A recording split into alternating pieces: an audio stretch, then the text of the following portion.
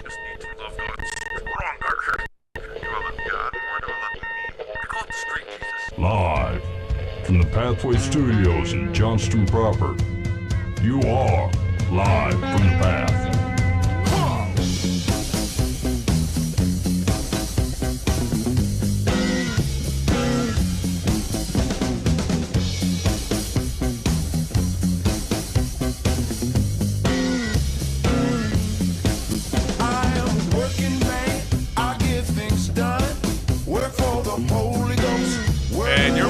Live from the path. We're coming to you from the Pathway Studios here in Johnston proper. It's good to have you here on this, I don't know, whatever type of evening it is. I don't know why I feel like I have to have a commentary on the weather. It's good to be here. I feel people say that kind of stuff. Dark and stormy night. I mean, oh, yeah, shoot. This is a pretty horrible night to be homeless. No, agreed. It is a rough night to be homeless. Actually, you know what? My kids and I, we walked to the grocery store. We just got a grocery store in Bondurant, and it's only like a couple blocks away, and we just wanted to go out for a walk. And so we started heading to the grocery store, and it was the first night where it was like really cold. It started to get cold, and the weather started to turn. And it's weird how often things like that don't occur to you. And then for having some of the involvement that we've had with the stuff going on with the Thankful Leper, as I was walking down there, I'm like, I mean, I get to leave. I get to leave this, right? I'm home in 4 minutes. And I'm not cold anymore. And I have more coats at home, and I have more socks at home, and I can take a hot shower if I want to. And it's just that I've been reminded of lately, kind of with some of the Thankful Leper stuff. So, yeah, it's the weather becomes a good reminder that not everybody lives the way you live. Right. Yeah.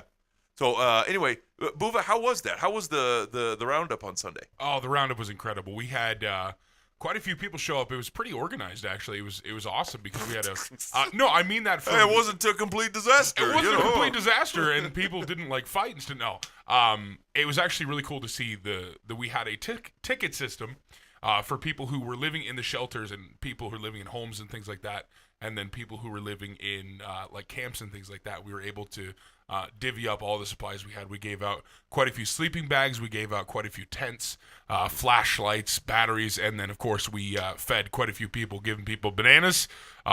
We had about 40 supplies, and then one of the bigger things we had was we had a bunch of backpacks that were filled with hygiene supplies for men. Yeah. And we got a chance to hand out about 45 of those on Sunday, and that was an amazing thing. So big turnout. We actually had WHO show up also and do a little bit of an interview and show up videoing what was going on. So competing media, eh? Yeah. Did they not know that Live from the Path was around? Obviously not. You must not have had your badge. I didn't. I apologize. It was my fault. You know, so a couple of things. I was there, and someone had brought like a box of food, and someone brought like pinto beans, but like not canned pinto beans, so like, you know, stuff you buy in the sack. And I thought I gotta see who takes these. Like, it's an interesting cat who picks up some pinto beans, and I missed it. I turned my head. I was talking to somebody, and I turned back, and somebody snagged the beans, taking peanut butter. I thought, yeah, okay, I get it. Elbow macaroni. All these things made sense to me. But the pinto beans, I wanted to see who took it, and I missed it. I was pretty disappointed. Second cool story of the day. So there was a guy who came back the round. Everyone had kind of dispersed, and he comes back and he said, "Hey man, has anybody turned in some pants?" And I looked at his legs because I thought, I mean, this guy might be in the real straights here. But no, he had pants on. But he said, you know, I'd gotten a new shirt and a new pair of pants, and I dropped both of them. And the shirt, he came back and the shirt was there, but the pants were gone. I looked around, and you know, I'm sure they were gone. Someone certainly picked them up and made off with them. And I said, man, I'm sorry, you know, I haven't seen them around. And he looked at me in the eyes and he said, you know what? I got a new tent today. It's all good. I'm a blessed man. Thanks, guys. I'll see you later. And he just left. That's awesome. You don't more to that, and I got plenty of pants. Yeah. And it was very cool, especially some of the guys that are camping. They tend to react that way. You know, they're very grateful for what they have, and like his attitude towards that was just, for as little as that guy had, he's like, you know what? I'm a blessed man. Whoever got those pants got those pants. I'll see you guys later. Thanks a lot. It's like, it was a cool experience. So that's coming up. When's the next one, Bova? So the next one will be on 10/26 Sunday at the Papa John's Sculpture Park downtown, and that'll be at 2 p.m. Okay, So- cool. So, and preparing for this, a couple things, if you guys could help out, and if you haven't heard about this on the prior shows, we're working with the Thankful Leper. It's an organization that is Bobby Depper was in here. He's part of that. He is a formerly homeless guy who basically spends his life trying to help other guys that have been in his position, care but physical care. And so the weather's starting to turn. He wants to hand out tents and sleeping bags and socks and stuff. They need batteries, flashlights. What am I missing, guys? That's most of it, right? Still need good coats. I saw a lot of hats and stuff go, a lot of gloves, Coats, scarves. hats, gloves, long john underwear, just all kinds of thermal stuff that's going to keep them warm during the winter months. Yep. So anything you can think of that you would probably want if you were camping out in the middle of the winter, that's probably a good idea that you want to bring it. Yep. So you got a couple options here. He's got a list, a wish list on Amazon. I'll post that out on our Facebook page and Twitter stuff. So if you want to hit us up and follow that, you can order those things and have them delivered straight to him. If you got them to give, there's plenty of places that can take it. You can drop them off at the station at 99.3 in Boone if you want. You can. He doesn't know I'm doing that, but go ahead and dump your stuff off there. 3 Merle Road in Johnston. Or if you want to shoot us an email, info@livefromthepath.org, we'll figure out a way to get it from you. We'll tell you where you can get it. You can take it to Bobby's house, but we'll hook you up with the place to drop it off. Or frankly, the best option is to come down to the roundup. Like I said, it's 2:00. It's the Papa John's Sculpture Park on 1026. Yeah. Yes. Okay. Cool. And not only can you help some guys out, but you can talk to them. You can meet them face to face. It's been a blessing to us as a show, if I can say that, if I can speak for everybody, to be part of that and be able to help people in that way. And it's not selfish to be able to have that be a blessing for you. God has provided that even as part of your community to help serve other folks in that. So jump on board with that. We'd love to meet you. We'd love to have you guys kind of be part of that. And so I'd encourage you. All those things are good options. The best one is to shoot us an email, info@livefromthepath.org, and we'd love to be able to answer those. All right, cool. So here's what we got going on the show tonight. So we're in week 5 of the guy that left his religion, and the title of his article was "What Leaving My Religion Did for Me." And you can find this on Time Online if you want to get a hold of it. And we'll be on number 5, so we'll talk through that. Dan's got some stuff going on in the news. Dan, give us a quick preview of what's happening. All right, we got 3 things. A woman lies about her age to join Facebook. We'll talk about an Alabama pastor who has AIDS and takes drugs and has been misappropriately handling the funds and sleeping with the church members. Yikes. Yeah, pretty bad dude. And then there's a couple that leaves a $100 tip for some very bad service at a restaurant. All right. That seems all right. So we're going to talk through that, see what the appropriate reaction is to what's happened in the world. Also, I saw an article about 67 things I think that we've talked about, but it maybe reorients our hills to die on, things that we want to fight for that, I don't know, it appears that perhaps Scripture is not fighting for. And so we'll hit some of those. Some are a little bit iffy, but anyway, it's a long list. We'll do some of those. We also got some advice on Dear Life from the Path.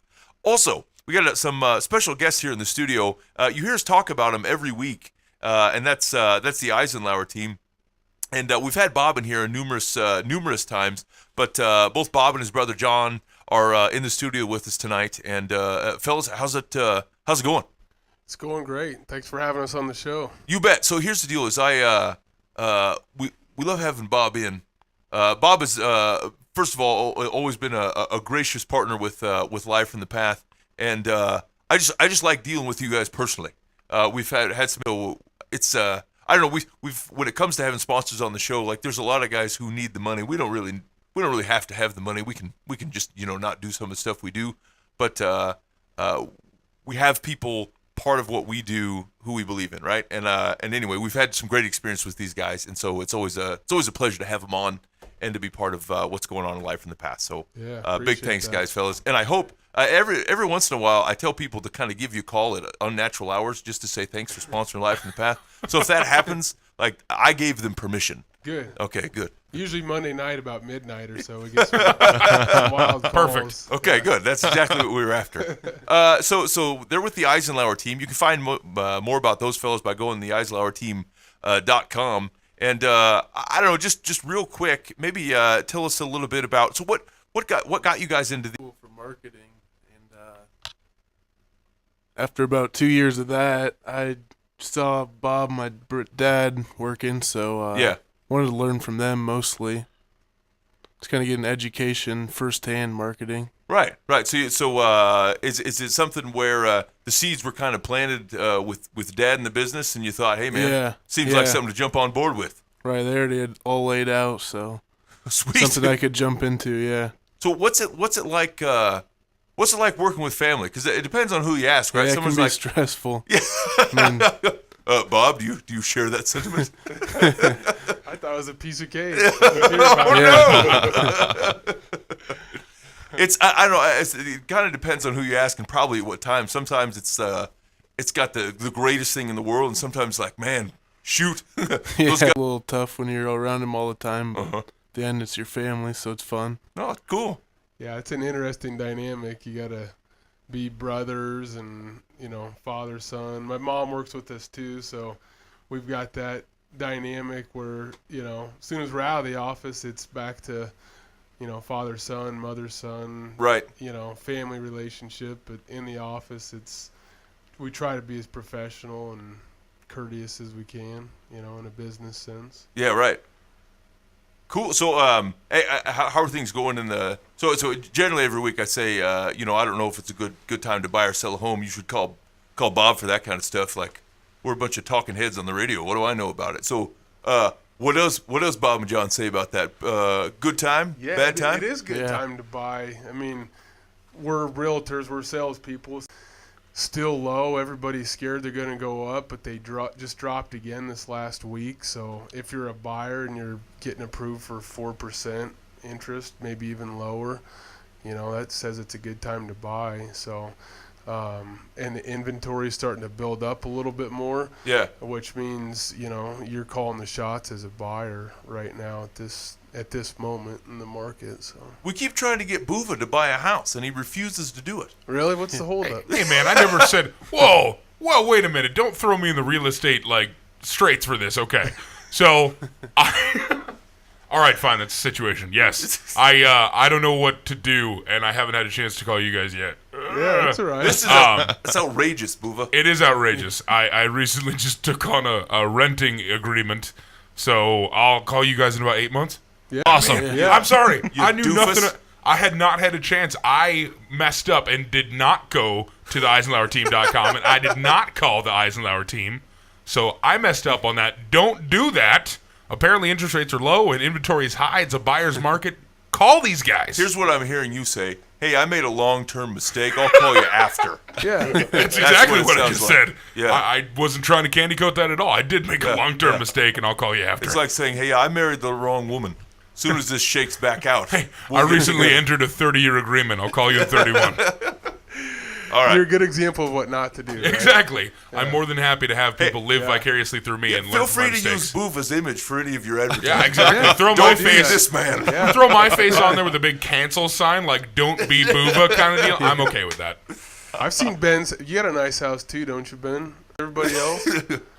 No? Well, No, we'll get see, you there. Dude, It's you all got right. a lot of opportunity here, Good, Bob. good. I need to be here more often. You got to start handing out some cards, right? I know. This is the place. All right, so here let's dig right in. So we've been, like I said, we've been going through the 10 reasons, or what leaving my religion did for me. One was you got some peace of mind. 2, a rediscovery of a love of learning. 3, the ability to accept people I formerly judged. And 4 was less judgment toward myself for some things. And if you want to listen to the past shows, you can kind of get a gist of how we've reacted to those. So far, I think we've been in agreement with some of his reasons to stop acting the way he was acting from a religious standpoint. I'm not sure it directly led to reasons to separate yourself from following Jesus, but that's kind of where we've been so far. So let's look at his number 5. Number 5, what leaving my religion and to myself. And so here's this kind of description. Sorry, my internet is not going well for me. Where's Mike? Mike's my cover man. Did anybody see Mike tonight? No, Nope. He's not around. Okay, he's supposed to cover stuff when the internet ain't running like it's supposed to. So anyway, here we go. I give credit where credit is due, both to others and to myself. Like the preceding 2, I think this makes me a healthier person than before. If someone does something good, I do not thank God for it. I thank the person who actually did it. What are your thoughts? Why would he not give credit to the person who did it beforehand? Yeah. Yeah, I don't know. Hold on. He expands a little bit more. He says they deserve credit for the things that they do. Doctors, for example, must get really tired of hearing people give God credit when their surgical medical skills and learning are what saved a person's life. My daily life isn't so dramatic as that, mind you, but it's analogous. This, thanks to my evangelical upbringing, is much harder to do. I found that the Christian faith discouraged me from acknowledging positive things. Applied to himself? Yeah. Okay. It's acknowledging positive things about myself, so they ended up with terrible self-image. I still suffer from that because I learned self-loathing so very well. But it's getting better little by little. I had to leave the Christian faith for that to happen. All right, so there's this full, robust discussion. Reactions. He learned false humility. He didn't learn. Yeah. You know, that's what he's talking about. This I just need to downgrade myself all the time, or not give myself any credit for anything. Yeah. And that's not in So the Bible. That's not. Where's he getting that from? Like, where's that stuff coming from? Am I wrong, or is he being a little? Don't go to the hospital and hear everybody say to the surgeons, you know, you're only doing that because, and it may be true. Maybe, you know, we all have, you know, our gifts because of God, but I don't hear that all day, every day. It seems like he's, you know what I'm saying? Yeah, like I mean, I don't often hear like these weren't your skills at all. Yeah. You know, I you do hear a lot. You know, praise God, everything went well. Thanks be to God that you know, the surgery was good. I'm glad you were here, that He guided your hands, like stuff like that. But is he really living in a world where he was hearing this and just being beat over the head with it all the time? Like everywhere he goes, it was like, you know, only because of God that happened. I mean, I don't know. I mean, just- I hear it. I don't know that I say I hear it predominantly. Maybe he heard a message on humility and interpreted that as to say, well, I can't take credit for anything, or maybe he heard some teaching on, you know, to thank God for all the blessings you have, and then thought, well, that means I had nothing to do with it. Well, God worked in partnership with you. You know, when I pray for people before a surgery, I'm praying for the surgeons, and I'm praying for the nurses and the whole Right. medical team and the anesthesiologists. You know, I'm praying for everybody. And so when it works well, I'm like, well, praise God, you know, good. You know, we expected it because we prayed for that. I don't discredit that team.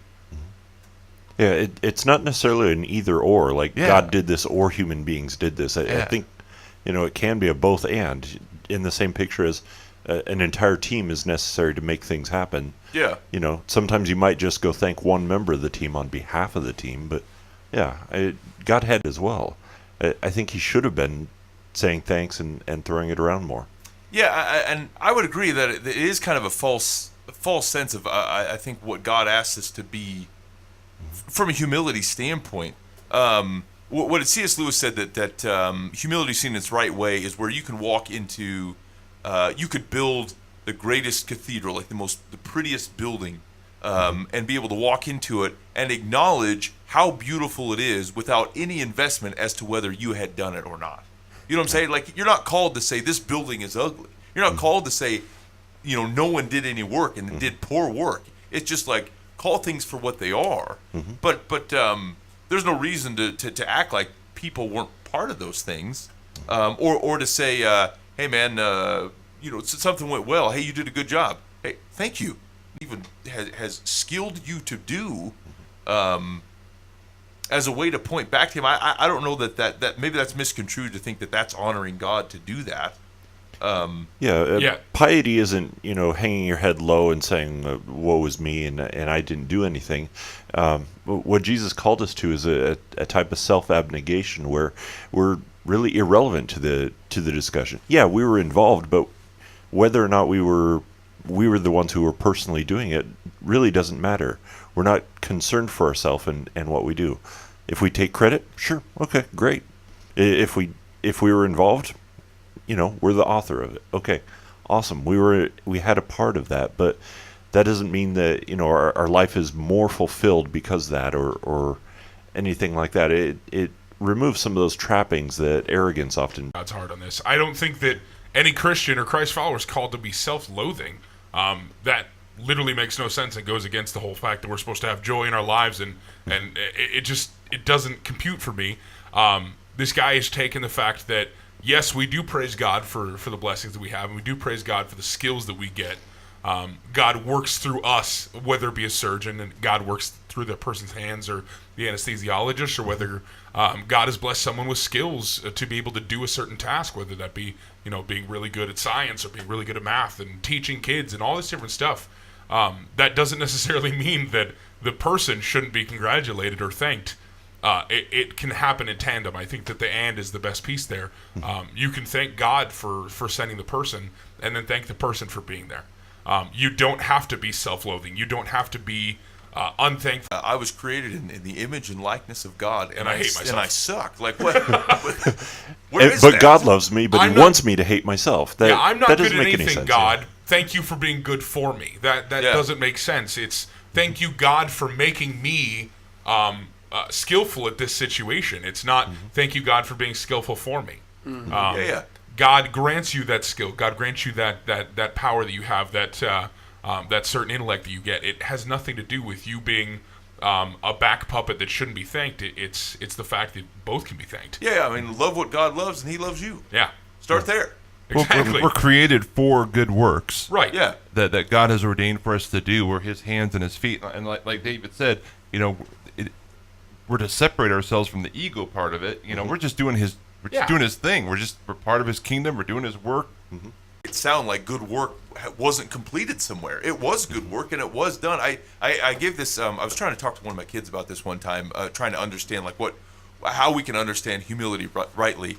And I said, this has come up at work a few times. Like they were looking for someone and they needed something written, and they're like, Ben, who do you think the best? Who do you think the best resource we have? And like the truth was, I said, me. I'm probably the best resource we have for this. I'll take care of that. And I'm not overly invested in that it's me doing whatever this work is. It's just that's the true nature. If they had said, hey, we need someone to design some sort of marketing material that we have, I wouldn't have said me, because I'm not the best resource. I said, you got to talk to Chuck, man. Chuck rocks the marketing material. but I mean, the thing is like the point to my daughter at the time was, I'm not overly invested on who it was. The point was, dude on it, Right. And if it's you, you're not called to be like, no, that's not me, Put the second-rate guy in there because I'm trying to produce some humility here. The truth is, like, if you're the guy, dig your heels in and do the work. Or else you're cheating God and His people. Exactly. Yeah. Like that, he's not called to that. He likes good work done. Yeah. He calls you to good work. Do the good work. And so basically what he came to this thing is that he had a terrible self-image, and maybe some of that's because you're invested so much on what those things mean about you. Your identity is derived about how well people react to your work or what you do. Here's the thing, man. There are people whose lives make it very difficult for them to do anything that most people would find valuable. There are elements of society, like due to their physical circumstances, their environmental circumstances. Like you could look at their life, and they have no shot at all of having any value in their life, and then think to yourself, if it's not possible for a human being to do anything that based upon the way that you are judging value in their life, and they can't have value at all, then I would say that you're looking at value incorrectly. You're looking at what makes people value. What is a good self-image? What says what am I worth? If those elements of society cannot have ever any value as a person, and frankly they feel that, they feel you looking at them that way, then I would say that obviously there's something wrong with the way that you hold value. And I would say, based upon what he's saying, that your value system is just a little jacked, right? Like you're dependent on people saying, hey, that was great, man, giving you that credit and building you up to derive where your self-worth is from. I would say that comes from God, and it's inherent, and that's why your fringes or your physical circumstances or but like if that's where you've banked all your stuff in, then yeah, it's going to be an issue when God takes your glory, I guess. So, boy, man, I hate to part ways with this guy, because we were in agreement on 1 through 4. He was ditching some certainly reasonable things that judging folks he shouldn't. But I mean, so how can we relate to what he's talking about? How can you relate to a guy who says, I'm feeling like I nothing can be accredited to me. I don't get I can't acknowledge positive things about myself, and I have a bad self-image. I do think he did a good job of highlighting a broken picture of what piety looks like. And so just being able to objectively look at that and ask, all right, what is God's version of piety? How does God want me to see myself? Yeah. And look at it from that perspective, I think would be better than just adopting whatever you dig down and see, all right, how does God see me? Okay, I'll see myself the exact same way. Right. Because if there's a creator of the universe that knows everything and he sees me in that way, I might as well get on board with how he sees things, right? Mm-hmm. That seems like the classic way to handle it. Yeah. I mean, and if you see yourself, here's the deal: is I know that's a struggle with a lot of people is how they see themselves. Mm-hmm. We're basically disagreeing with what God sees. Mm-hmm. He says, "You are my child. You are made in my image and likeness," and we're like, "No, I'm terrible." Like, if God begs to differ, let's work on understanding where God's coming from. Yeah. And not fighting him about that. And sometimes some of that comes with, I think the churches actually contribute to that, like with a false sense of piety, with misunderstanding where humility comes from. And some of it comes from, there's some theological things that cause that about how we're supposed to see ourselves. But yeah, it seems like a very image of him trying to process, okay, if I am to be humble, like we kind of talked about, he was processing, and that's what he came up with. When I was in college and I was just beginning to do a lot of public things in the church, the more public things you do, you have opportunity to get accolades as well as criticism. But you need to learn how to handle both, And I remember talking to a professor one day, and I said, well, I don't know what to say when they come up, hey, great message, whatever. I'm like, he said, well, just say thank you. Yeah. Hey, that's good. That's classic. Wow, I never thought of that. Yeah. Because I was, I think in the beginning I was like, oh, no, it's all God. I was like, well, no, I did spend, X number of hours sitting down, writing this stuff, thinking it through. And so I had some input. And it's just say thank you and move on. Yeah, I mean, here's what I think we can come to is he can do it himself. Mm-hmm. You know what I'm saying? Like, you could sit in an auditorium on Sunday morning and he could just send his voice out and people could soak it in. Right? Mm-hmm. He's the king of a kingdom, and he sends the citizens in his kingdom to do his work, and to do good work, and we can recognize it's good. If we refuse to recognize it's good, we're ignoring the fact that he sent us to good work, right? And we're ignoring the fact that he says, as you come into my kingdom, I have work for you to do. I expect you to do it. So, if you're called to do the work and we recognize that it's good, it's foolish to act like it's not. Yeah. And that's not what we're called to do. And a false piety will also draw more attention to yourself. Yeah. Sometimes there's a subconscious that says, well, if I just keep saying, oh, no, it's not me, then people got to, oh, no, really, it really was good. No, it's not. No, it's good. And it just draws it out. It actually puts more of the spotlight on you in a weird way. Unlikely for someone to actually call you out on it and say, no, that's false piety. No, that's false. Yeah. That's very rare for a religious community to do. No, that's true. We live in that. All right. Oh, man. I'll miss you on number 5, fella. Next week, he's... interesting. Next week, we'll talk about getting Sundays back. He's been missing his... Football. He's been missing his Sundays. Yippee. Sleeping. Buffet. Is that what you do on open Sunday, Dan Hudson? That's what I would do at brunch time. Holy cats. Okay. Hey, someone talk to these guys. So I saw on some billboards around town for the area's largest buffet. Hibachi. Have you seen that? Hibachi. Oh, yeah. I said, is it good? Okay. So I went there with a couple avid buffet goers. And we hold on. So what qualifies you as an avid buffet? Like, how often do you have to go? It was more along the lines of we know what we're talking about. I'm so sad to say this.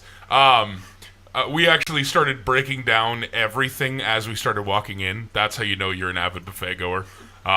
We broke down the amount of space that there was before you even get into the restaurant because there's going to be a lot of people waiting in line.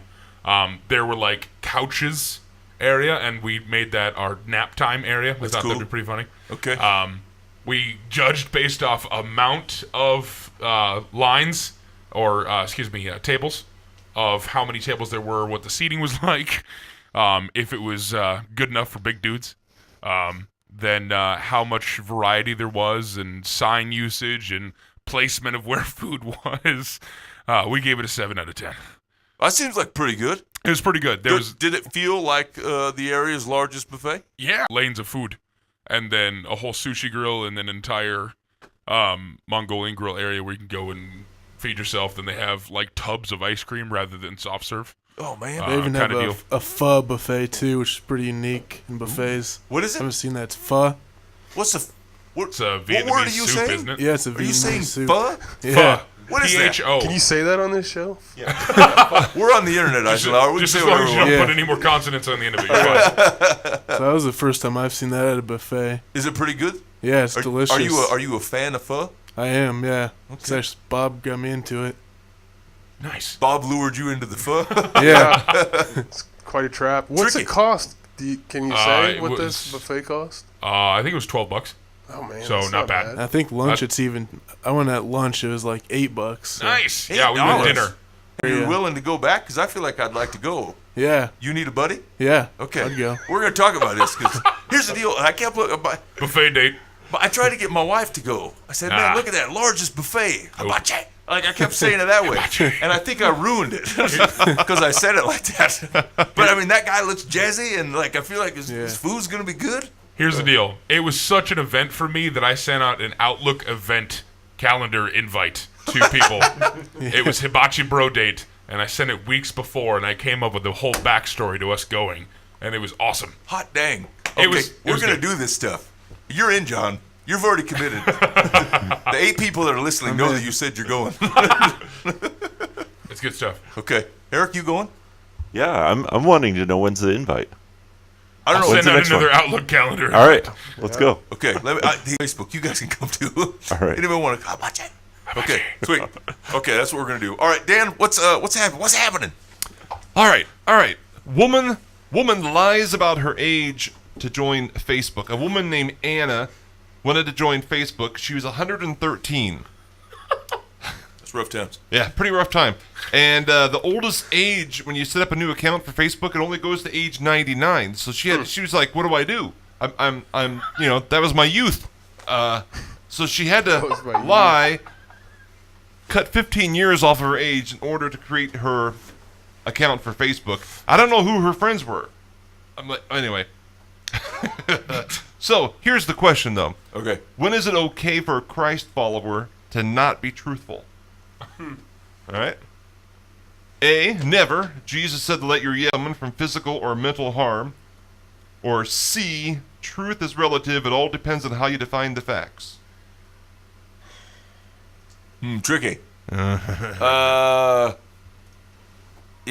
I'm in with B. Biblically, I'm at least in with B. Rahab lied. Rahab was permitted to lie to divert people. All right, I'm going to go with the answer that's closest to the truth. So for her, 99 was the option closest to the truth. That's what she selected. Yes, we went beyond her, though. We're talking about just in general life. In general, Most of us aren't 113. Trying to set Being up our... truthful in all things. So, are you saying if you can tell the truth, you have to?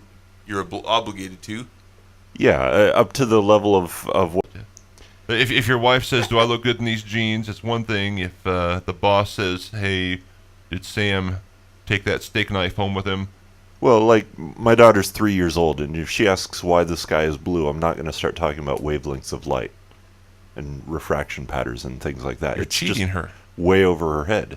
So I'm going to give her the answer that's as close to true as I possibly can, that's still within her grasp. Yeah.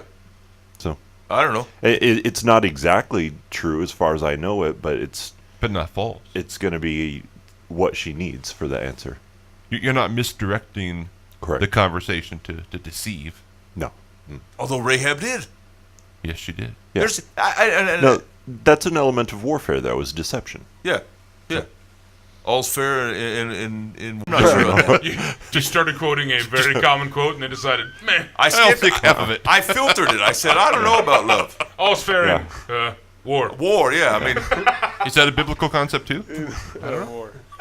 Is that one of the 67 misconstrued biblical concepts? all's fair in love and war. That's not Deuteronomy. No. Not in this housing That's market, Psalms. boys. Tricky. Okay. How do you deal with a Rahab then? Like simply, you can couch it under it is a tactical war. That's fine. I mean, I guess to that extent. Now that I'm thinking about it, from a war perspective, it's not like you only can come from the front. Like you send a few guys. In fact, there's a biblical where we send some guys from the front, and then they come in from behind. It was like, I was deceived. I thought everyone was in the front. Also, Rahab was not a believer. She was not a follower of God. She just came in and said, "Hey." She was listed in. Yeah, but wasn't Well, she listed she in ended up Hebrews as like a? Hey, I sinned before I became a follower myself. I think that's a cheat, Dan. I think that's writing it off too cleanly. Yeah, God and his agents were benefited from her lie. So Yeah, but he didn't necessarily direct her. Okay, say this when they come in. She did it, and it turned out well. I don't know and about she was that. commended for it. I mean, there were prostitutes in the lineage of Jesus too, but God wasn't saying, "All right, I want you to be a prostitute." No, Right, but yeah. isn't That's what they Rahab were. listed in Hebrews as one of like that chapter on? Hebrews 11. Yeah. Isn't sorry? Maybe I'm wrong about I'm that. gonna say, I think you're right though. Yeah, I'm pretty. Oh man, But she did not do that in faith. She wasn't thinking, "I'm going to really honor God." No, but category based upon that specific action, not just like general faith or she came to Jesus. It's like based upon that action. True. That's how they refer to it. I just can't imagine too many times when that circumstance would come up for us, unless you're like, say, hiding Jews in the Holocaust. Yeah, that's generally the next example, right? Yeah, yeah. So, like, do you have to rat out Anne Frank? Right. Yeah. No, just keep your mouth shut. Yeah.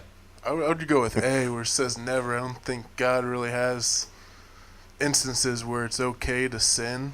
Yeah. So in that sense, I'd say there might be instances where for us it's morally okay. I mean, if I were to save some of your guys' lives, I'd probably lie. But I don't know if that would technically be still not sinning. I mean, it's a protection of life, right? So, like, it's not like there's not a moral, there's a moral, it's not a persecution of Jesus thing. Yeah. So, Yeah. yeah. I would say that like, it may not be, you're not striking the right tenor. Like, God will be upset if anything that is not the strictest truth comes out your mouth, right? Because that betrays a certain inconsistency that have shown up biblically, and B, I think that Dave's example is a good one, right? Like, you didn't give everything you know about why the sky is blue, but you weren't being deceitful, right? Like, there's distinctions, and a lot of it it's what pours forth of the heart. Like, what were you intending to do here? Were you intending to deceive someone for the purposes of nefarious means, Right. or were you honoring God with with the options that you had? I think that's what makes it a grayer area. Yeah. The intent. And I don't. A lot of what John's getting to, though, there is less gray area than you think. Mm-hmm. Like, you know what I'm saying? Like, the guy that thinks there's gray area, I'm sorry, you're mistaken. Yeah. There isn't. Like, the Anne Frank guy, okay. Rahab, all right. Is that the situation you're in? No, that is not. Right. You're trying to get away with something because you're being a boob. You're lying to save your job because you did something incorrectly. That's correct. Yeah, I wouldn't do that. Yeah, so I would, and maybe this gets at what you're saying, but like, I would wait for God to smack me upside the head with a caveat if one should exist. Otherwise, I will generally stick firmly to the fact that, like, you tell the truth. Stick to things that are right. Yeah. Okay. Yeah. Here's the next one. Okay. Alabama pastor has AIDS.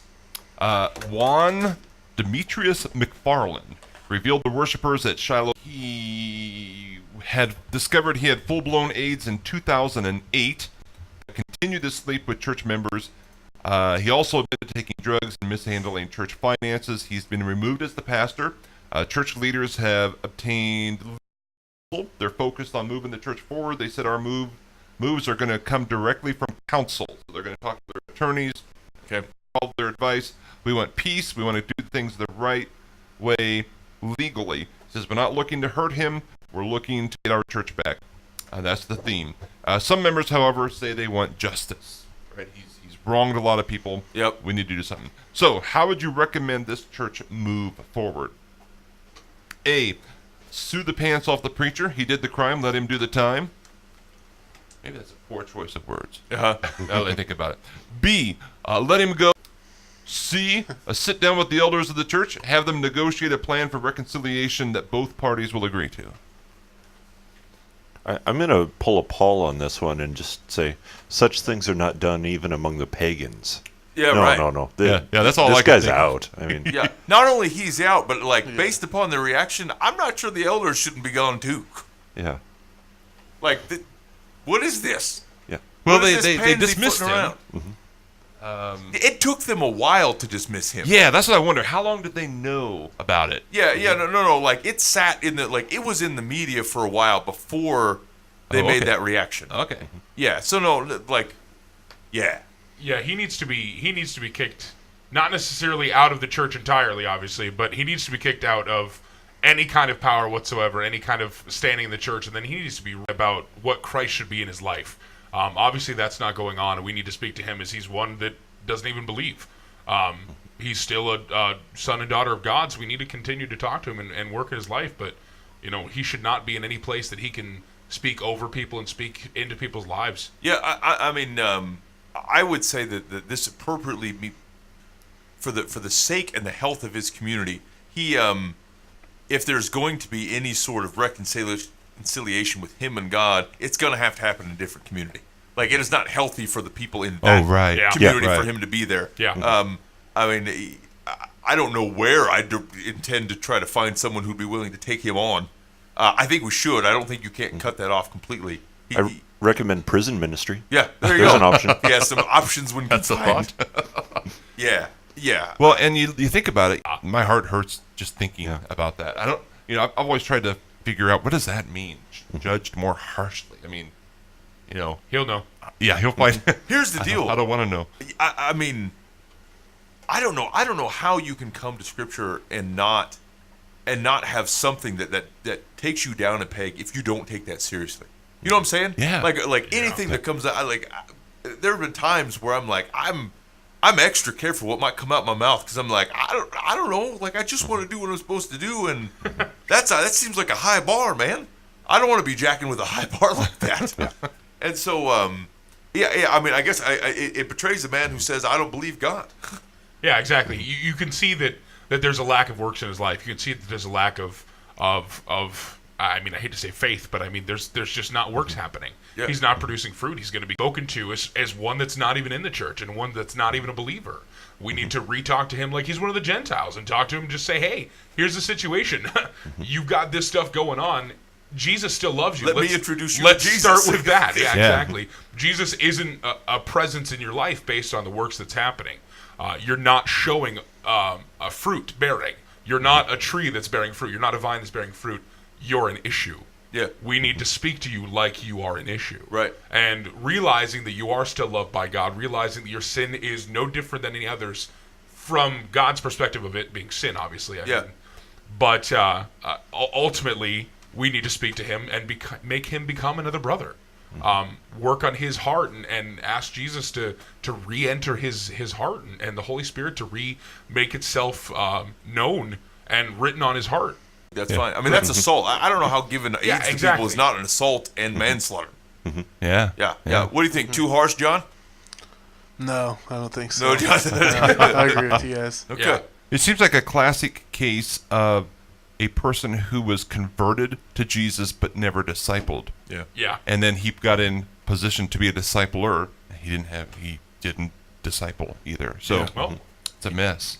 Oh yeah. Pray for that I mean, church. that does. I mean, that turns your stomach, right? Yeah. I mean, it's not only. I mean, we're making faces over here at the whole situation. yeah. so- I mean, it's anybody, right? But like, Yeah. he's used a position in the church to perpetrate that kind of thing. Like, He's become a stumbling block for his brothers.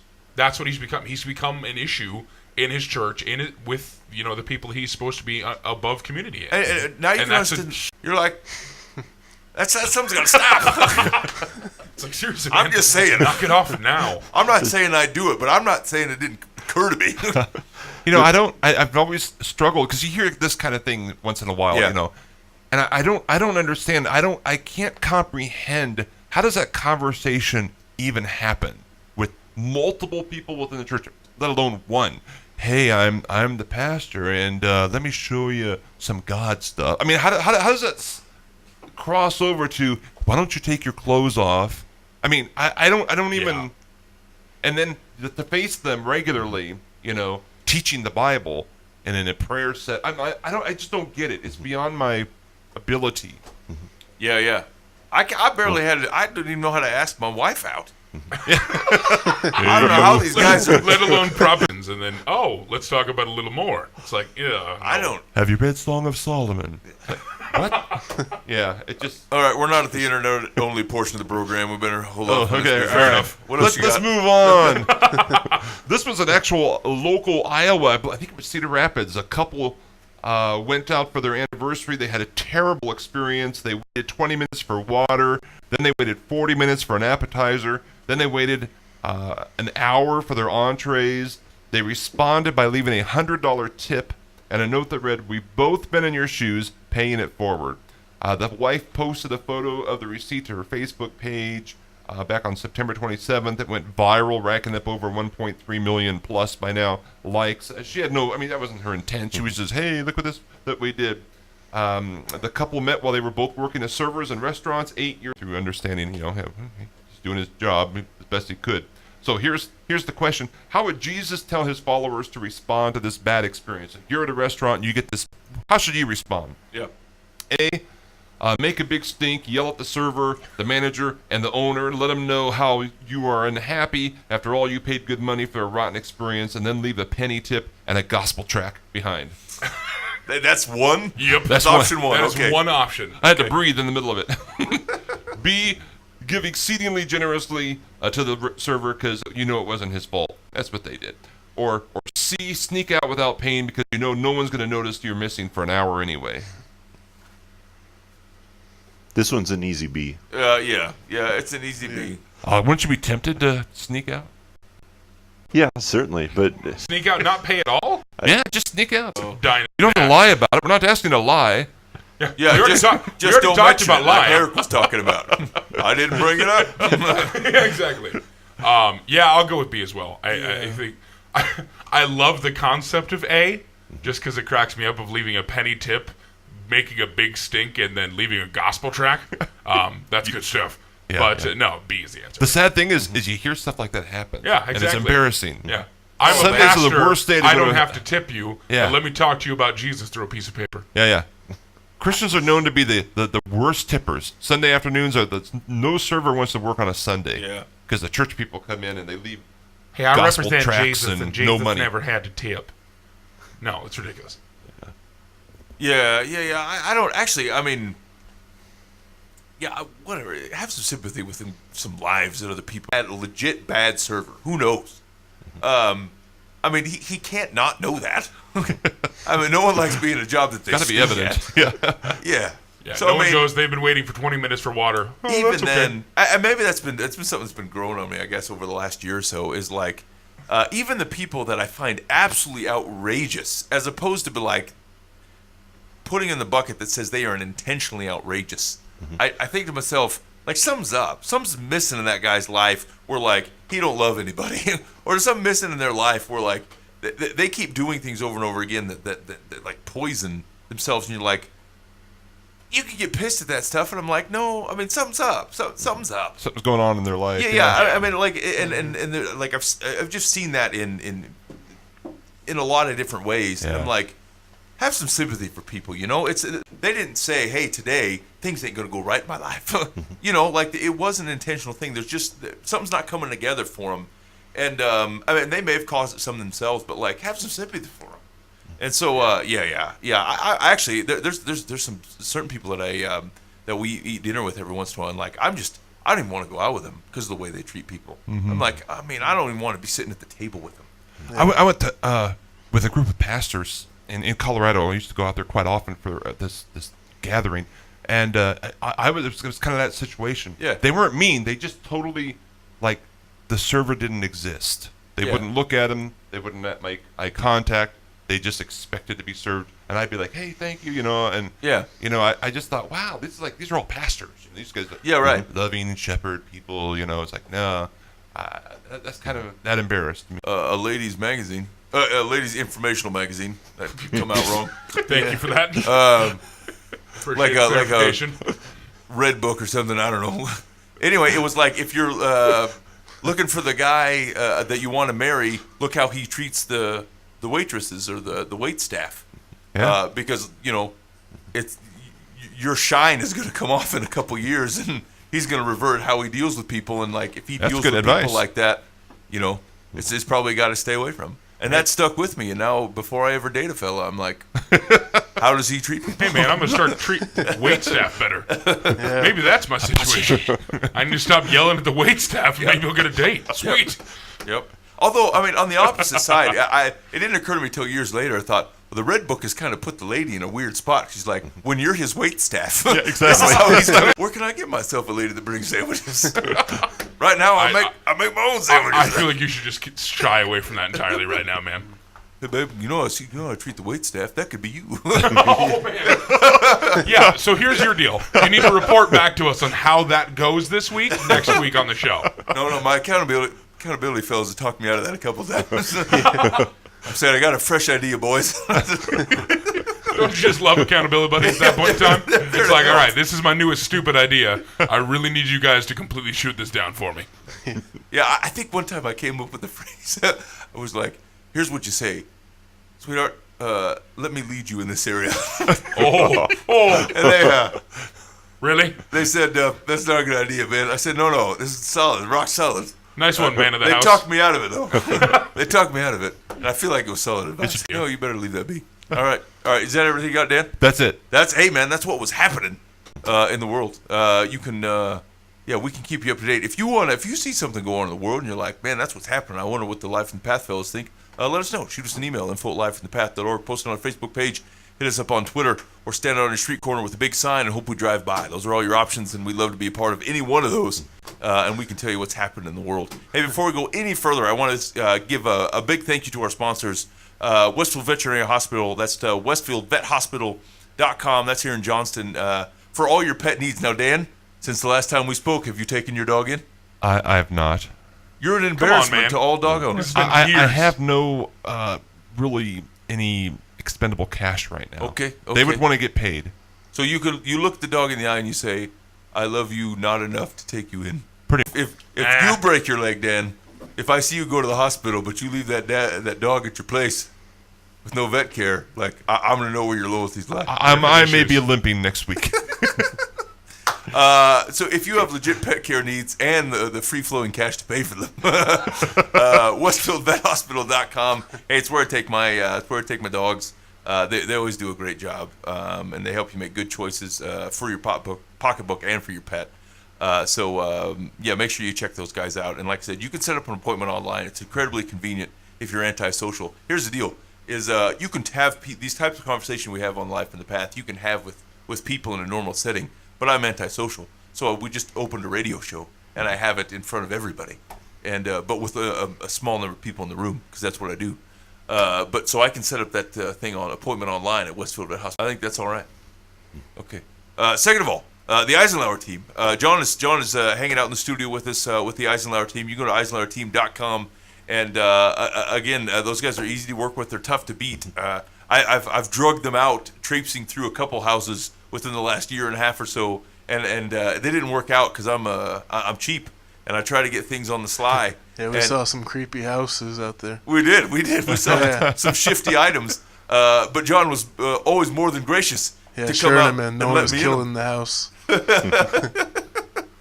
There was and it's always been a great experience. I bought my lots of good opportunity out there, and they're great. And again, my schedule was not easy. And they were always more than willing to come out and make things work for us, so we could take time to look at some stuff. And so, again, personally, I can vouch. What are the phone numbers, John? If they want to get a hold of you that way? Yeah, you can get a hold of John, myself, here at 515-783-4837. Work with my dad. His is 770-BILL.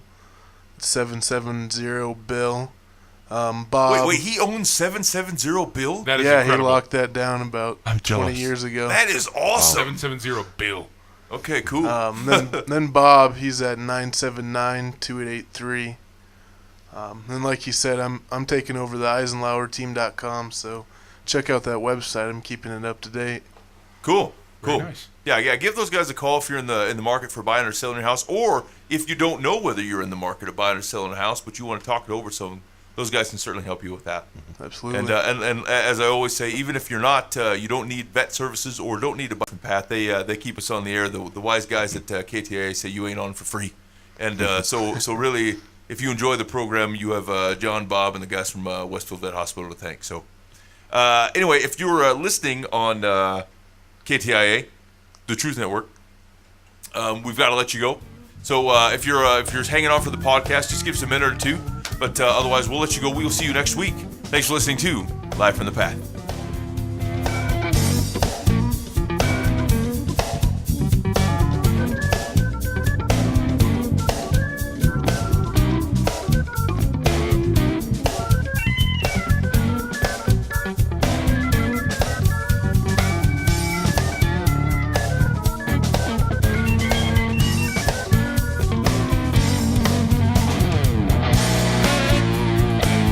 I was hitting the wrong button. Like I have a slider over here that has it's my music over here, and I was moving the one up next to it. And it wasn't creating my tunes, and so it didn't buffer me. It was just my dry speech and my bad handling of the transition. Were you turning me up the whole time? Sorry about that. Yeah. More I could have been humming in the background. Heard a bunch of creepy breathing. That's our transition. Oh man. Hey man, there's a new Rhett Walker Band CD coming out tomorrow. Do you guys see that? Ew. No. I love those guys. We saw them. They were in concert in Norwalk, and they're just—it's a great show. And they got a song coming out. They performed it live at there. It's called "Tattoos and Cigarettes." And I loved it. I loved that tune, and it's coming out on the album tomorrow. So I'm gonna pick that up as it came out. We talked to them a little bit. They're gonna do some stuff for us on nice. They love Jesus. They put on a great show. And make sure you check that out. Go to the Rhett Walker Band, and you can find them on Facebook. And that the CD, Here's to the Ones, that comes out tomorrow. So check that out. I really enjoy those guys. All right, what do we got? Shoot, Mike's still not here. Here's the deal. What's that? I need to lock down 515 something something something Troy. Yeah. I really need that number now. 770 Bill? Is that what it was? Yeah. Boy, that that's number's great. awesome. I've got a 4-letter name too. So Are that'd you be working good on for me. 770, John? Yeah, that's what All I right. need. I was gonna say Bob. He's out. Yeah, he can't. He can have Bob E. Or like Bob 7. That's Yeah. not cool, though. No. That's not cool. No, You gotta come up with 01 Buva. What about Bob's? BOBS. No, I think it gets confusing if it's not just your straight name. I Yeah, think I John agree. can pull it off. Yeah, Bob's out of luck. Whatever, man. I'm good. Yeah, I wonder if there's 440 companies that do Troy. that. I was like, why am I pressing this number so many times? Actually, I can do 515 Ben Foost. Oh, that's awesome. That's what I'm saying. Yeah. Nice. I have no chance. My full name also fits on a license plate. It- That I think is less. How come you haven't capitalized on this? I have I don't English. know. There's no way. I should get to it before someone else does, I right? think I'm going to order it right now. Doggone it. Actually, I'm going to try to pick up 770 John, and then I'm going to sell it to you at an outrageous price. Yeah. Like an internet address. Do you own JohnEisenlauer.net? I do not. I'm coming for you, John. Extortion. Hey, okay, so here we'll do some advice on Dear Life from the Path real quick. I wanted let me hit a couple of these. Maybe we can pick through these over the course of a few weeks. But here was 67 surprising things not found in the Bible. How many can you guess? Although it's not like, hey, does this exist? Yes or no. He's just here we go. One, or here's one of them. Jesus being the reason for the winter season. What? Says not in the Bible. We are the reason. Says we're not sure what time of the year Jesus was born. December to January 6th was just a beautifully symbolic guess. It's not found in the Bible. We agree with that? Yeah, Yes. absolutely. Yeah, absolutely. Yeah. It's Jesus a fact. is not the reason for There's nothing winter. sacred about December 25th. Yeah. Okay, all right, good. Here's what we got here. The word or even the concept of a halo is not in the Bible. Shekinah glory. There's Moses' face glowed when Yeah. he was in the presence of the Lord. I think that's the closest equivalent. Yeah, but nothing with like the circle above the head. no circle, golden No, circle thing. Yeah, no. Holy Spirit's light. We're full of the Holy Spirit. that sort of thing. Illuminating But circle. no, nothing about a glowing halo around your Okay, head. all right. What else we got here? An apple in the Garden of Eden. Correct. Fruit. That's was true. the It's word. only fruit. Fruit, Yeah. It's not only fruit. apple. Right. They think it's probably a pomegranate or something. Or Oh, who knows? I mean, yeah, nobody knows, but It just says for Dude, who straight bites into a pomegranate? They deserve. That's gross. Personally, I think Yeah, it's it's- durian. I mean, if you've ever had it, It was durian? It tastes great, but it smells awful. What is it? What It is feels that? like What do you sin. say? durian. Durian fruit. What's that? Do you guys know that? Yeah. No, I've never. It's What's this it? big Uh, spiny type fruit on the outside. You open it up, it's got these little yellow they had that on things Land on the of inside, Lost. but and it smells rotten. that's it. It tastes great, but it smells There's awful. some it Banned has on to be- public transportation. I mean, They have to grow it outside of city limits. It's nasty. It's supposed to taste okay, That has to be it. and then smell awful. it's pretty good. Durian fruit. I would put it close to a mango in terms of its flavor, but I've never tried one. I want to. Where can I get it? Not in this city. Southeast Asia grows it. I mean, can you get them well, from I like mean, an you can Asian get it- market or something yeah. around here? Probably. Buva. Dude, I'm I in. imagine. Next Monday. I haven't looked. Can you bring one in? Let me see if I can contact somebody, see if we haven't eaten one. You can get anything on the internet. Well, Yeah, eBay. okay, yeah, let me see what I can do. Yeah. Except durian. John, The internet forbids durian. John, I don't think you should be eBaying fruit. Yeah, I was gonna say, I don't want to have a bunch of fruit shipped to me by some shuckster. Big Fruit 59.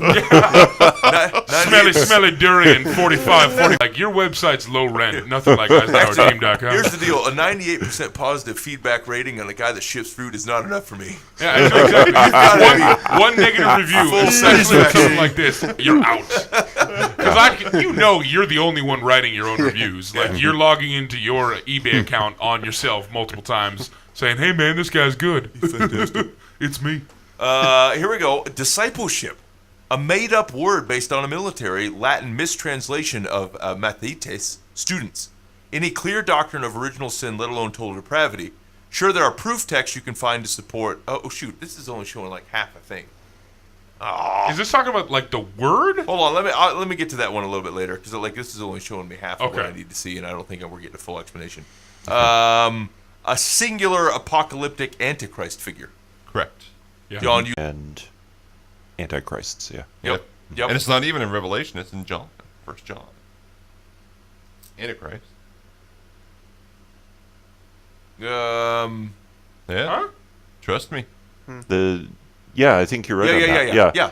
The dragon's there, the beasts are there, Right. false prophet is We there. want to attach those to Antichrist. Right. Exactly. Yeah, But, yep. but that's us. Yep. Agreed. Not me though. Not me. I don't do that. Let's see. Any mention of Mary remaining a virgin after Jesus' birth? Correct. That's yeah. a Catholic theology. Yeah. As a matter of fact, I would confirm the exact opposite of that. He had brothers that wrote scripture. That's awkward. Half brothers. Half brothers. Still would imply Brothers. participation Yeah. on the mother's behalf. We're all adults here. We know what had to happen. Yeah. Let's see. Although from a Catholic position, they would have generally said that. All right. So let's see. Oh, we got one more here. Any overwhelming proof that Jesus was poor? He says most evidence suggests the opposite. They get that from Isaiah, maybe. Where he was born. Son of Man doesn't have a place to lay his head. Is that more of a theological statement than a? It fits with his position on money. He seems to abhor money. I mean, like he's allergic to riches, type of thing. Yeah, it would be. I mean, it'd be weird. It would be weird. I wonder what the That one's one I found interesting. I wonder what proof he's like. What's he But- talking about? He's connected to people who are rich. Yeah. I mean, like when Lazarus was raised from the dead, it was a pretty well connected family. Yeah. So But he's also connected with the poor too. yeah. So, Yeah, Yeah. exactly. I think that's just based off, like, his lifestyle showed something from place to place. He didn't overly, like, have any kind of pomp. He didn't have a lot of, like, running along with it, except for the fact that he was coming as the new king. You know, actually, and that would be pretty interesting. Coming from the town that they come from, based upon where they stayed, it would imply lesser connections. Otherwise, you could have stayed somewhere else, Right. where they did. Right. Or in a And manger.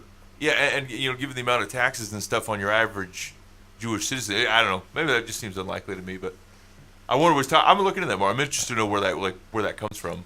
The born in a manger thing, or No. I get that part. I'm just want to Jesus say being that- rich. Yeah. Like what is he? Says the most proof points to him being rich. I just nothing's coming to mind that would point me to that.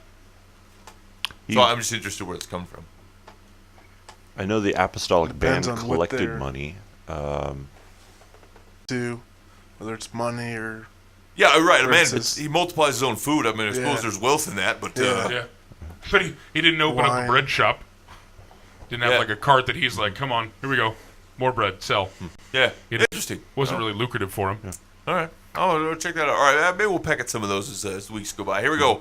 A couple bits of advice. Dear Live from the Path. My lunch date for today canceled on me. Generally, when a girl does this, I delete her number and move on. But in this instance, it wasn't a first or second date. We've been seeing each other for about a month and have built up some degree of intimacy. Moreover, I know she's not lying when she says she had a busy week.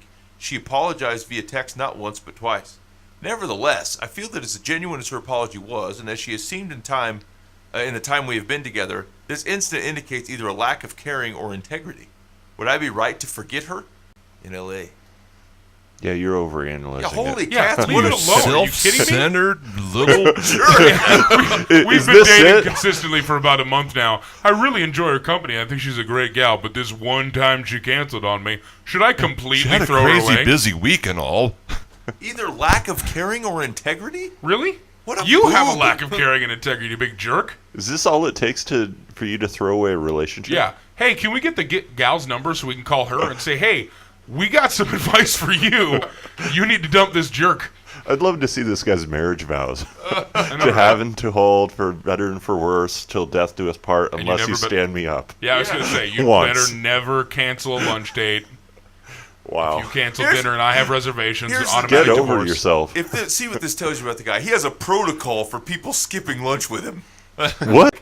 This has not happened to me so often that I have to have like a generally, here's how I handle it. I can see this happening at least more than twice then. 'cause I'm that- starting to see cause and effect, but in reverse order here. Yeah, first time he doesn't have a procedure. Second time, oh, I should have seen this coming. That means that he had a procedure after that. This has happened more than 3 times. Boy.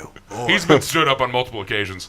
So what is your advice to this man? Shut up. Be gracious. Yeah, boy. Be thankful, man. Now. Yeah, like if someone you are supposed to care about has called and said, I'm having a rough week, I just can't make lunch. Say, hey man, how can I? Exactly. What can I do to make your day less stressful? Now, Here's did what he you say? He said that she stood him up. Yes. What she told All him. right, so that means she probably why he's in such a tailspin. But has apologized a couple Yeah. times. Like, Yeah, I mean, accept the the apology apology, and move run. That on. would be a little annoying though. I mean, no, Yeah. don't get me wrong. That'd be annoying, yes.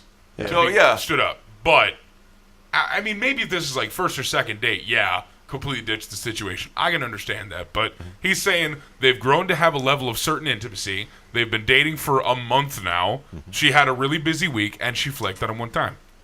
yeah, Give her another chance. She's apologized. Yeah. here's what he needs to do. He needs to make an appointment at a spa for Friday, late afternoon. Drop her off. Let her get pampered. Get a movie, a video for home, and some popcorn, and bring her over and let her relax and fall asleep on the couch while they watch a movie. Dan, that was adorable.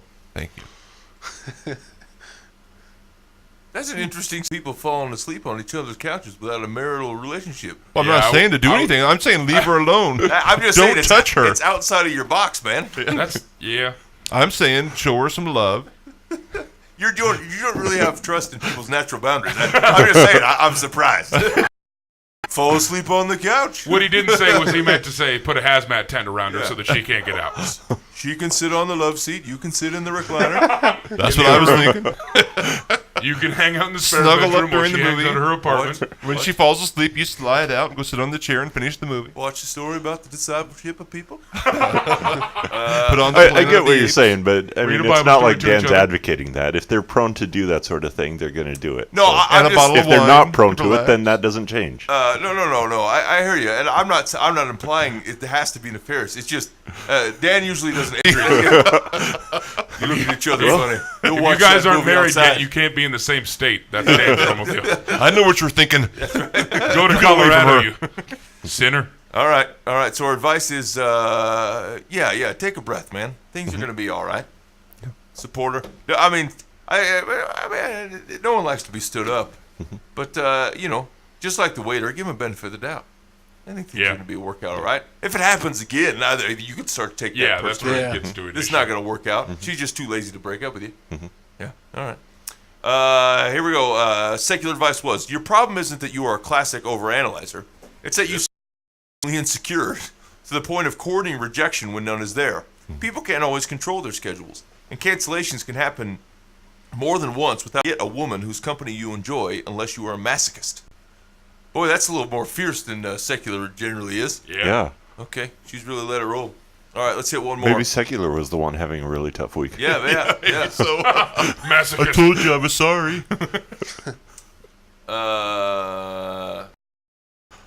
Here we go. I have a wonderful daughter who is a perfect mother and wife. The problem is she's in her 40s and dresses really inappropriately, sometimes wearing skirts and shorts so short they barely cover her bottom. She's also very voluptuous and always shows cleavage. When she goes out for the evening, she shows practically everything.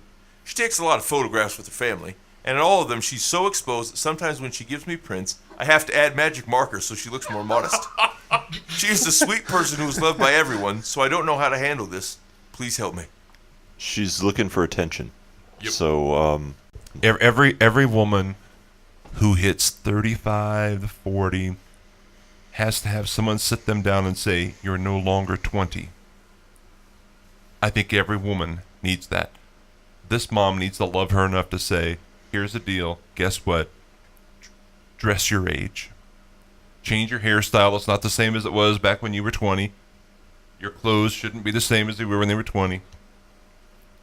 I know I'm overgeneralizing. Every woman, they tend to, whatever they did when they were their late teens, early 20s, they stick with that until someone finally tells them, you know how embarrassing that looks? They go, oh, I didn't realize it. And then they look around and go, you're right. The world has changed, and I didn't. And then they change, and she just needs a conversation. I mean, it's pretty reasonable. It's her mother. She's Do it in a loving She's way. in the best stance to have that conversation. Yeah, I would most likely recruit someone's mom to have that conversation. Right, exactly. So that I didn't have to. Like, hey, I need you to talk to your daughter about her cleavage. It's getting awkward. It's out of hand. It's out. It's gotten out of hand. I like the magic marker. That's funny. That is pretty funny. Like, I mean, I would show that to her. what I is would she say, think- hey, Missy, look at this. I had to magic marker your cleavage so that I could show this off to my friends. It's creepy. Come on. Put some clothes on. Yeah, I think her mom's in the best situation to have that conversation and needs to just plainly sit down and go, daughter of mine, which I love very much, I need to talk to you from a perspective of a woman who has gone through this. I went through that age. I mean, whoever she wants to explain that, this needs to happen. You need to dress more I modestly. used to show my goods out around town. Well, I mean, if she And wants to sit down and be someone like, told me, because that's true. why you gotta say that stuff in here? Because it's funny. Okay. Now, on the other hand, though, I don't know how many daughters take fashion advice. Maybe not fashion advice. You I'm almost not, need to find a peer and say, hey, you're pretty Yeah. hip. I notice you dress your age. Could you but I don't think a the good issue point. here is the fashion necessarily. I think it's just the modesty. well, that's an issue in itself, yeah. Right. I think that the mom isn't saying, well, you need to be wearing this color cardigan with that. She's saying, no, you need to be much more modest in your dress. Well, you have a the family. length, that's all part of style, and the length. Okay. I'd agree. I think it'd be more important to hear it from a friend than a mom. Yeah. I know if I heard something from my parents, I'd be the same way, where I'd Okay. want to do the opposite. Because aren't you about, when you get about teenagers, you're like, yeah, mom. Yeah. You don't really know fashion Yeah. like I do. Uh-huh. She's like 40. I still, I don't think that changes. Listen to your mom and dad. I think Your dad better comes up off. and says, "John, your shorty shorts have got to go, man.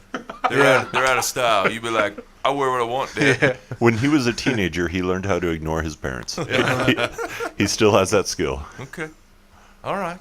Let's see. What's your direct advice to the mom? I think we're torn between mom needs to say it or peer needs to say it. So Yeah, if I was the mom, I would talk to the friends of the daughter. What if the friends are a bunch of hussies? Yeah, that's a pretty awkward conversation. Yeah, I mean, no, you know, it's easy to say, hey, yeah, just talk to the friend, but I mean, Hey man, your Yeah. mom called me. if my buddy She comes wants to up to talk me and about says, "Hey, your Troy, you're milkshake." showing way too much chest hair," I'd be like, "Hey, man, get away from me, you creeper! Seriously, just wait till my gold chain gets step in. away." Exactly. You have no idea. I love. Says, you say your daughter is a perfect mother and wife in her 40s. She may display her assets because it's been a winning combination for her so far, or because her husband likes it. Here's the deal. I mean, that happens. Yeah. That happens. Okay. The time time is- happen in public though. Says the time. Well, I mean, it does. Well, no, I'm saying. There's some guys like, hey, check out the assets. All right. I'm not saying You it's can't healthy. have 'em. Yeah, I know it's creepy dudes. All right. The time is long past when you should tell her what or what not to wear, even if you are well-meaning. The best advice I can offer is to continue wielding your magic marker and pray for colder weather. Now, here's the deal. That's a cop. Really? Here's what I would say. I was think lame. there's some truth to saying it is best if it comes from a friend, right? But if you're going to mark up the picture she sends you and she has to come into your house and see that you've drawn on, like that's how she knows how you feel or what you think. Because conversation with your daughter, if that's what it's coming to, like if you're like, hey man, I don't care for the way you dress, but like you're not taking the magic marker and she's not going to be otherwise the wiser, I think that's fine. Just learn, if you can deal with that and hang out and hope it comes up in conversation with her friends, that's cool. But if you're taking those types of steps and she has to come in and be like, Mom, what are you doing? And then she goes, well, I'm a little embarrassed of how you dress. Like, I don't know, that I would be hurt by that, I think, as a kid, to say, what, you know, I may not agree, but why didn't you say something? Like, why are you taking those types of steps? Like, at least talk to me. That would feel dishonest to me, I think. Yeah. So if you're going to take the steps to do the marker, I think you better say something. If you can live without it and try to avoid an awkward conversation and just, you can still, if you can proudly show those pictures and just deal with it, then I think you should do that. And if all else fails, there is what not to wear. You can call those people. Yeah. Yeah. If all else fails, Let me All embarrass you else on national fails. television. go on national television. I don't know. We're in an issue if that's if all else fails plan. I don't know. People do that stuff. That seems all right. Seems like a perfectly reasonable. Hey, people are helped that way, Boova. People get on the reality TV and it changes their lives for the better. Don't you? Wow, Don't you? that know was a reality broad TV? statement. I don't think anyone got benefit from Jersey Shore, man, and that's reality TV. I don't think you know those people personally. Don't judge me. Oh, buddy. Okay, Don't fair enough. judge me, I do Boomer. not. Don't judge you. Don't judge me. No judge it. Change your ways. Hey man, you were listening live from the back. What was it? What'd you say? What's From the path. what's the show? It's called Live from the Path. Here's the deal. Live from the back is terrible. Live from the From the back. He needs a shave. It's a rough time. live from the back of the Quick Trip. All right, you've been listening to Live from the Path. Here's the deal. Here's what. Keep an eye on the Facebook, Twitter stuff this week. But first of all, we're gonna go to the hibachi. Hibachi Bro Dick. Hibachi Yeah. grill. Where yeah. Hibachi. John may or may not be paying. I haven't decided on that yet. But that's gonna happen. So anyway, we're gonna do that. Keep an eye for that. We're gonna get you a link for the Thankful Leper. Get some details on that deal. I said I'd post something else. What was it? Was the link to the article? Yeah. I'll go back and listen to the show and see what I promised. I If would not, we can throw that up there too. do. I don't want to be no Rahab on this business. I'm gonna just get this straightened out. Hebrews 11:31. Yeah. So anyway, that's I'll get that stuff out there. Hey, big thanks to both John and Bob Eisenlauer. Thanks guys for coming in. Yeah. Always good to have you guys in. We'll check back up in with you. And remember,